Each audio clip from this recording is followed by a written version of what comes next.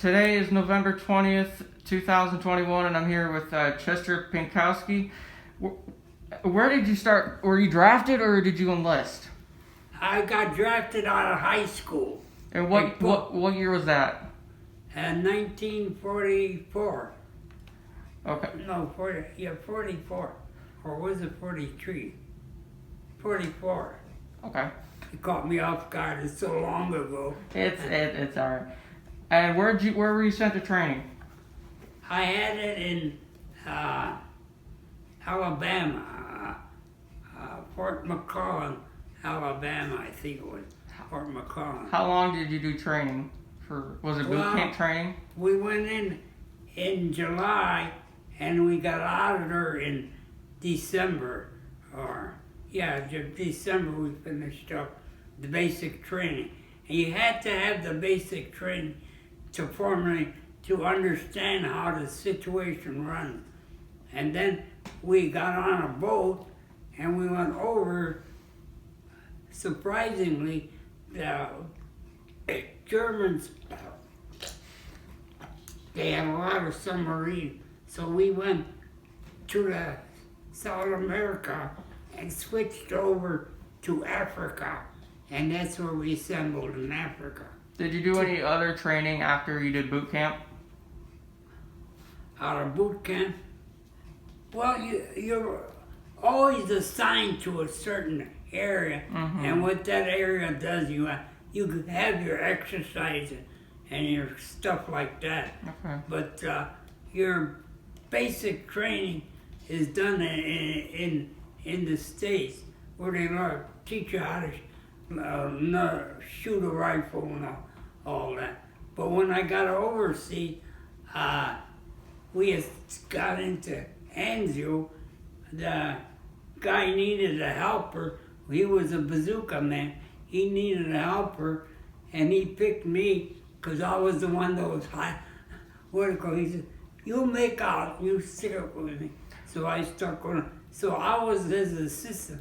In other words, he had the bazooka, and I loaded it up, and so forth like that. When you would use the bazooka, and they used the bazooka to destroy their machinery and so forth, like tanks and that. Yeah, but tanks were avoided unless there was an attack or something like that. After you did your training, did you take a troop ship to? We were all on a troop ship, and on a troop ship, I got stuck with KP, so I was in charge of the ones that distribute the food and stuff like that, and peel the potato. Not the Navy guys did the cooking, but we did the feeding out to the troops. Did you ever get seasick? Did I ever get seasick? I think once on the Mediterranean Sea, we had a storm, and we were puking up. So you could call that being seasick. Yeah. How long of a journey was it to from where you got on the ship to your first location? How long was what? How long were you on the troop ship for when you were? Well, you had to take a troop ship to go to Africa, and in Africa, you had to go into Italy. And we followed the African coast, and then we got around Italy, we crossed over and went through Sicily, and finally we went into, at that time, the troops already had up to Naples. They had the African thing, and the Germans were on the north side of it. But they couldn't get the Germans because they were up in the hills, and you were in a valley, and you had to cross a river to get to the Vatican. And so they decided they'll get the troops from the Germans from the back. So that's why we went into Anzio Beach to bypass that. And it worked to the extent after a while. Okay. Where in North Africa did you stop at? Or where did you just go? go through past North Africa to Italy? We stopped in after you crossed, get into the Mediterranean Sea. What the hell was that? It was north end of Africa. And that's the section where the Italians had it. Well, we took it away from them. Not we, but the British. And I got flem hanging on me. That's where I gotta get x-rayed.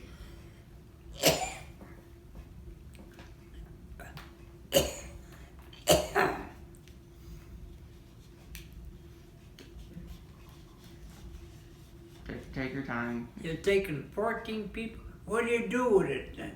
You make a book or something? I plan to make a book when I'm older. Well, you'll have memories if you interviewed 42 people. Each one is different.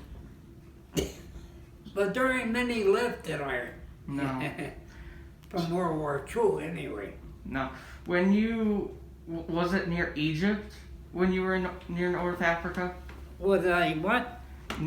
When you were going through the Mediterranean Sea by North Africa, was it near like Egypt or El Alamein or Tunisia? Oh, when we were in Africa, we were going to go into Italy because the Americans had a fight and they got slaughtered, but they needed replacement, and that's what we were. Replacement. But you had to get to Italy, so you followed the coast because the other side, France, was controlled by the Germans. Mm-hmm. See? So you followed the coast past Sicily, and then you went into Italy. That's how you got there. Okay. When you landed on Anzio Beach, did you receive the enemy fire? No, there was already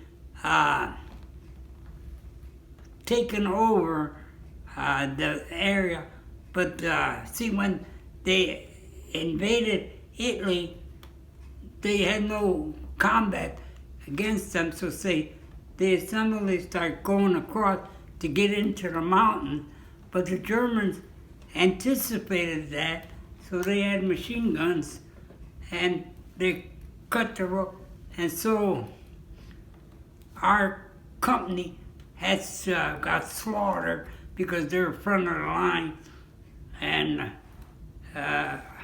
they had to get 42 replacements, so we were the replacement that took us. But they put us in a place where the Germans wouldn't attack back, and that was in the swamp. Mm-hmm. And when I was in the swamp, I was underwater just most of the time. And the way we protected we dug our foxhole, but you got bombed and shelled and so forth like that. So you went into gas bag. We carried gas bag. You went into that, and he went in the hole, and he tried to stick crap. I had a buddy of mine, we were in a hole, and I kicked a hole in and think he was gonna kill me. I'll shoot you, because I cut a hole in the bag and we got watered down. But you stayed in a hole, and you made a hole where the water wouldn't come back in. Like they had it where it drained into, they went around it. But the Germans knew that because they were up in the mountain and they seen everything you did. So you had to stay in the hole until nighttime. Mm-hmm. Nighttime you got out. Okay, before you were assigned to the bazooka, what kind of weapon did you carry? Well, you still carried your ordinary turning rifle, and you carried a bazooka. I carried the ammunition. The guy carried the bazooka, and I had to load it up. When we made a couple of attacks with. One time we were we made an attack on a farmhouse that they had. So we went all the way around the gate because it had a stone fence, and we were behind the stone fence, and we shot at the Germans, and when the Germans shot return fire, you'd have to aim for them. But the Germans had control of that, so they pushed us off. Yeah. So after you were in Anzio, what other places did you go through Italy? I'll tell you, I went into the hospital from Anzio Beachhead. I got trench foot. Oh. Trench foot is where your feet get frozen, and what do you call it? And they were going to cut my feet off, and they took me to the hospital, but they were so damn busy, they didn't get around to cutting my feet off, and by the time they come off, my skin was peeling off. When the skin peeled off, I could see the bones in my feet. So then I got out of there. I went into what it called to recuperate, but I couldn't make it. I couldn't march it because I was still with trench foot. So ironically, I got disability. I think it was 10%, but I got it for 42 years. They paid me while I was because I got discharged from the army and because I was incapable of marching. What year were you discharged? 44, I think it was for June of 45. Yeah. Okay. Now, can you say again what unit you were part of? I was in the 30th Infantry, 3rd Division, 30th Infantry I Company. Okay. So, did you go to like Monte Cassino at all? No, Monte Cassino was in the other part, and the Germans were in the Monte Cassino.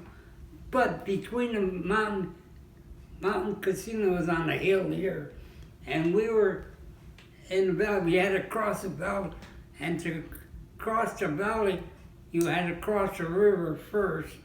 And the Germans had visibility, which means they had control of bombing us if we made the attack. So that's why we went in to Anzio to get around. Hello. Hi. Yeah. X-rays. What was your rank? I was a private when I was in the Army. And then whenever I'd be on the display, they'd give me sergeants. But you didn't give a thing until you finished your basics, see? Mm-hmm. And then after basics, I went into combat. So I ended up as a private when I got discharged. And I got discharged when I come back to the States, and they see I was of no use because I couldn't walk around.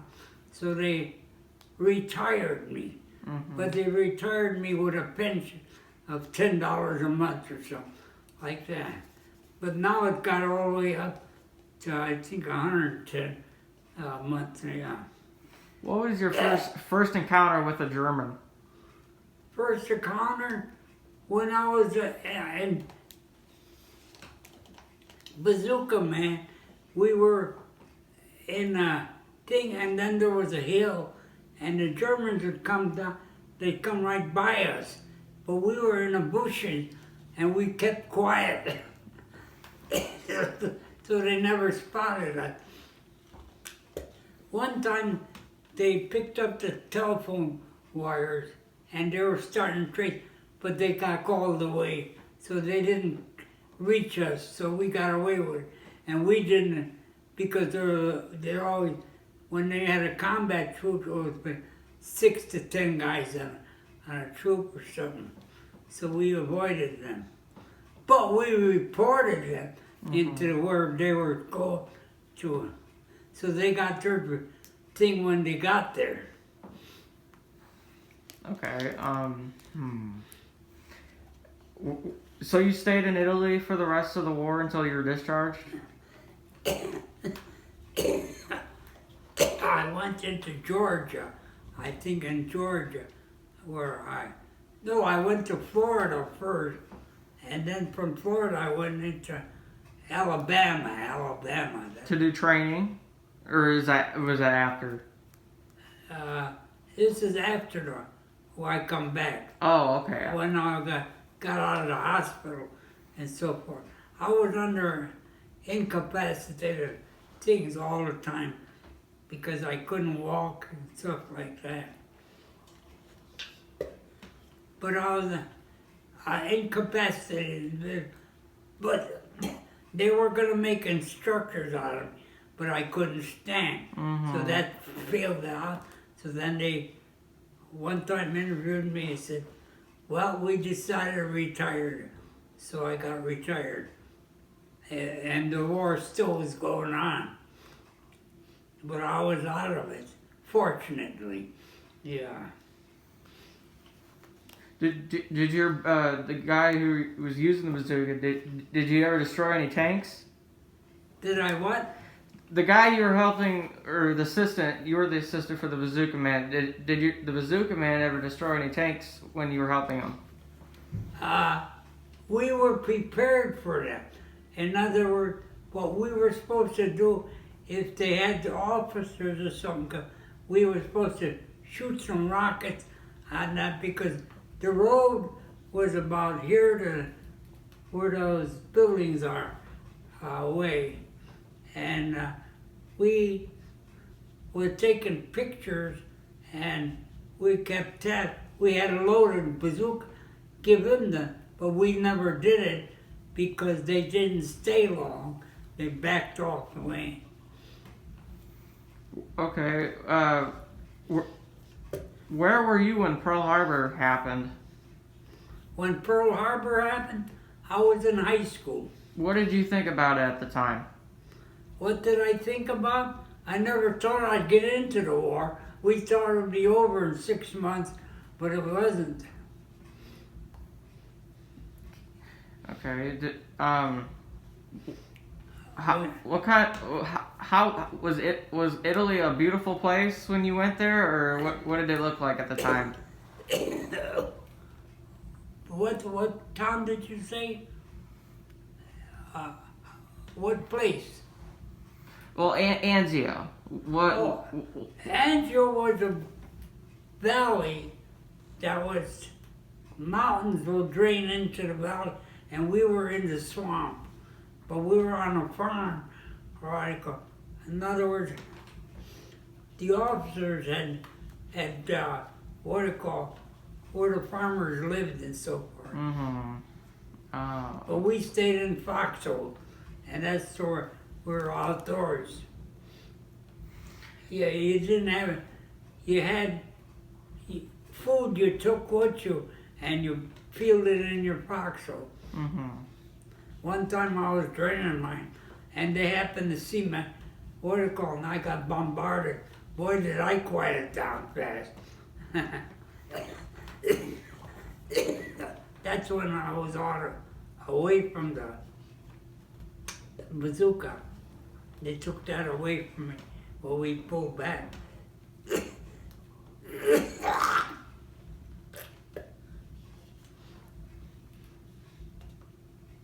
But it was an experience you never forget.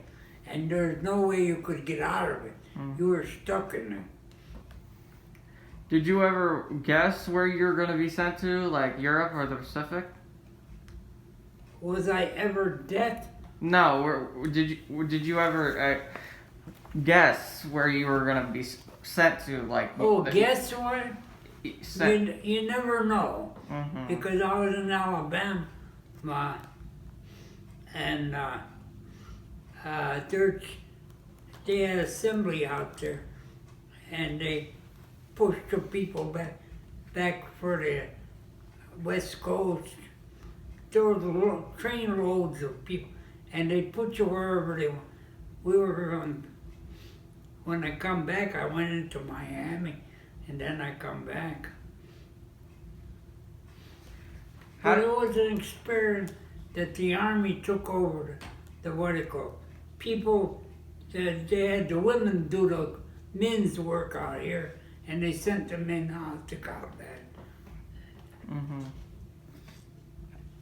How did you feel when you found out the war ended?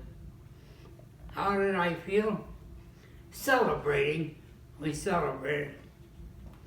But when the war ended for us, that was a year, there still was a war in Japan, in those islands out there. So they didn't finish that up. We got back, and the way we got back is we were in Italy, and all we did was march around, and I couldn't march, so I worked in a motor pool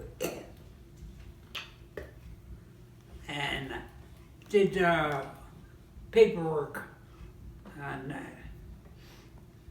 I sat in a chair. They made use of you. But it was the Army. That was Army system. And the Army's pretty big. Mm-hmm.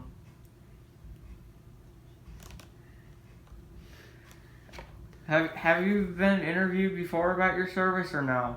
Like No. Interviewed in quantity. But when I got out of the Army, I stayed out. I wouldn't go back into the demonstrations or all that crap. Mm-hmm. But since the war ended, did you ever talk about your service? No, I avoided it. I just consider lucky we were out of it. Mm-hmm.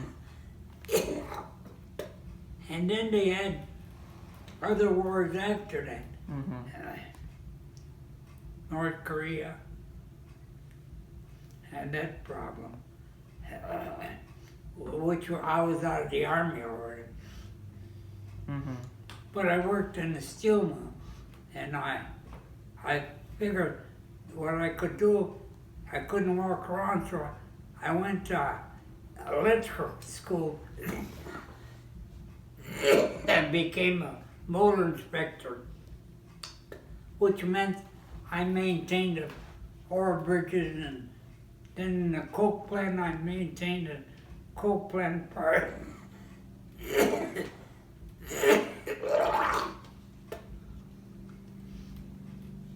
She disturbed my system by making me lay down. Good thing I have to spit up good.